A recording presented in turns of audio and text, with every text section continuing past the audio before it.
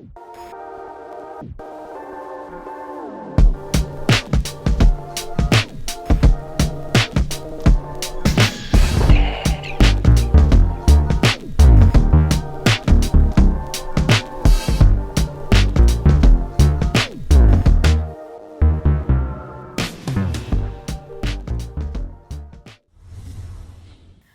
Bev. And I'm Kayla. And this is MHN. On this week's episode, you can expect to see Stay Artsy, Photo of the Week, Hype City, and Boston Sports. Speaking of Photo of the Week, later on in today's episode, you get to see who won the Dunkin' Donuts gift card. Yes, stay tuned to see who won. It could be you. Roll the clips. I'm Bev. And I'm Kayla. And this is Photo of the Week. In honor of the senior night for basketball, we decided that this week's episode should be all about basketball. Roll the clips! This picture was submitted by a Brow Alencar, and it shows him and William Stackowitz hugging after their win. This picture was submitted by Nolan Courier. It shows how great sportsmanship our team has. This picture was submitted by Ella Rowe, and it shows her and Juliana Tenaglia high-fiving after a really good play. This photo was submitted by Juliana Tenaglia, and it shows how happy they are to be playing basketball. This picture was submitted by Tessa Gilligan, and it shows her trying to block out the other opponent. This picture was submitted by Joseph Birmingham, and this picture shows how much Maynard High School supports our basketball team. The winner of this week's episode and a Dunkin' Donuts gift card is, drum roll please, a Brow Alencar! Yay! Thank you for watching this week's episode of Photo of the Week. Congrats to Brow, and here's Evan with Boston Sports. I'm Evan, and welcome back to the final episode of Road to the Super Bowl. Today's episode will cover Super Bowl 57. The Philadelphia Eagles played the Kansas City Chiefs, and this game lived up to all expectations. On the first drive of the game, Jalen Hurts rushed for a touchdown from the 1-yard line to go up 7-0. On the next drive, Patrick Mahomes would throw a dot to Travis Kelce to tie the game up at 7 apiece. Early in the second quarter, Jalen Hurts would throw a 68-yard touchdown pass to A.J. Brown to give the Eagles the lead 14-7. The Chiefs wouldn't score on their next possession, but would make up for it as Nick Bolton would force a Jalen Hurts fumble and returned it for a touchdown to tie the game up at 14.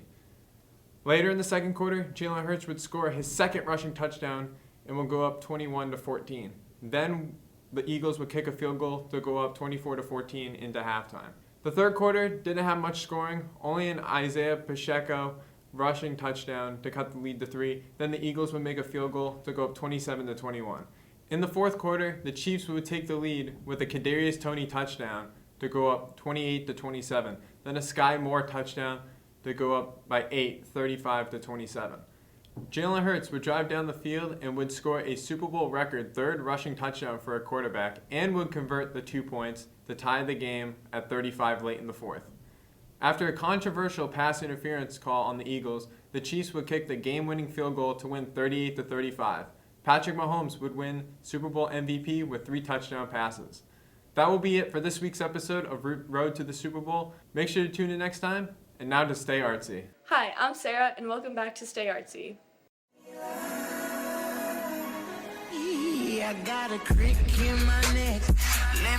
In this week's episode, I'll be interviewing the art teacher, Mr. Flynn, to get the scoop about next year's art courses. Now let's get started. Who am I here with today? Hi, I'm John Flynn, aka Flynn. How are you today, Mr. Flynn? I'm well, thank you. Today I'm going to be asking you some questions about next year's art courses. I will be glad to answer those questions. What made you pursue a career in art? That's an excellent question. I showed some talent in art at an early age, and so I was a student of art in high school, and so I thought I'd study it after high school. What are the courses for next year, Mr. Flynn? Well, next year we will actually be offering a few semester-based courses. There will still be the traditional Art 1 class, which is a year-long class. That will be changed to just be called Studio Art, Methods and Materials. Then replacing Art 2 will be 4 semester-based classes. So one of them will be digital photography, where we'll be looking at taking photos. And then we're doing a ceramics class where we work with clay. We're also doing a art and design class where we look at how art is actually applied to the real world. So thinking of designing items may be products, it may be packaging. And then we're doing a art history class, so it's called Studio Art History, but instead of looking at art history in slides, we actually make things, so it's more of a studio class. And then the last one is called Arts and World Cultures, which is a class that we look at outside of the Western cultures, so Native American, Far East, Africa, so we look at those places. That will be replacing Art 2. Then we also have the traditional Art 3 class, which will be called Advanced Studio Art, where students get to make their own products and present it to the class. And then we have portfolio and advanced placement. Oh, nice.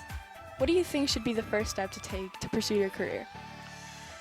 It's a career that as being an art teacher, I think obviously you have to have an interest in art. So one of the first steps would be to take as many art courses as you can. As a child, I did take courses outside of school. So I went to De Cordova and took courses. I went to the Museum of Fine Arts and took courses. That really just sort of fleshed out the rest of what you would consider to be art as a whole, not necessarily as something within school, because there's only so much we can cover in school here, and it really helps to see things from another perspective. After that, I think if you are going to study it after high school, you should definitely look for a university. I would say would be the best bet instead of just a strictly art school. That way you can get a lot of other courses in as well, in other fields, and then that really helps you to become a better teacher if you want to be a teacher.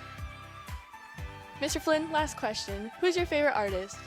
My favorite artist is probably ProCal. He does a lot of great work. It's a lot of high-key fire work that I really enjoy looking at, and I hope he comes into the screen right now, comes over here, gives me a high five. Hi, ProCal. Thank you for the interview, Mr. Flynn. I appreciate the chance to talk about the art program, and remember, it's an elective class, so if you want to sign up for art, please sign up.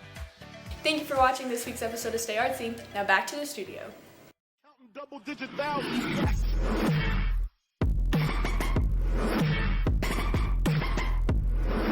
What up, Hype Gang?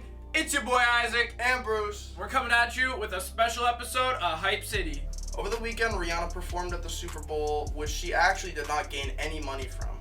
Despite her not getting any money for her performance this weekend, she got 1.5 million followers, and her makeup brand views went up 830%. Some people are calling this Super Bowl halftime performance one of the worst in recent memory.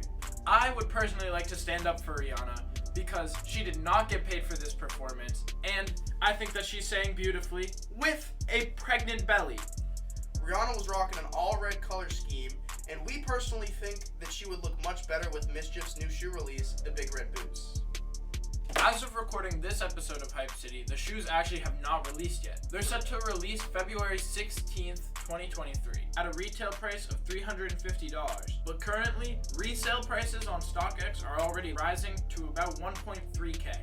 These shoes take heavy inspiration from classic cartoon characters that we've all come to know and love. Many examples out there have these big, bulky, round, smoothed out cartoon sneakers. A couple good examples of the characters who wore these in the shows are Astro Boy, Pac-Man, and Boots from Dora the Explorer. That's all we had time for this week. See you next week.